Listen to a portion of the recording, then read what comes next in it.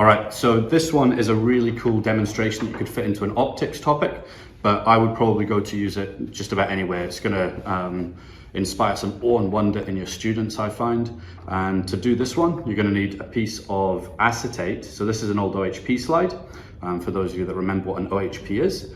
And there's a template that I'll put in the description. You can cut that down to make a sort of pyramid shape, and it's just missing the little top of the pyramid. I've used a little bit of blue tack on one corner to balance it. So sometimes when you cut it out, it doesn't quite stand perfectly on its own like that. So a little bit of blue tack on a corner can just sort out the balance issues.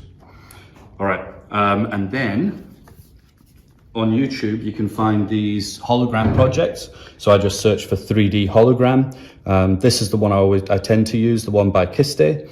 And put your laptop flat like so, make that full screen, and place the acetate in the center of your laptop screen. That should give you a reasonable view around the sides and in front for your students to see. And I'll get Andrew to switch the lights off. Thank you, Andrew.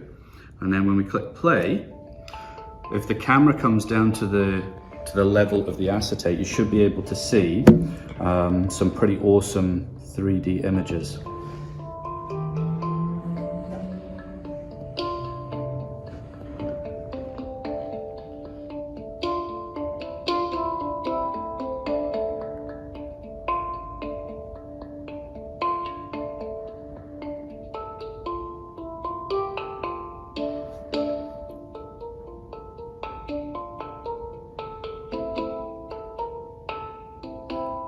All right, and another little thing to say about this one. Thanks, Andrew.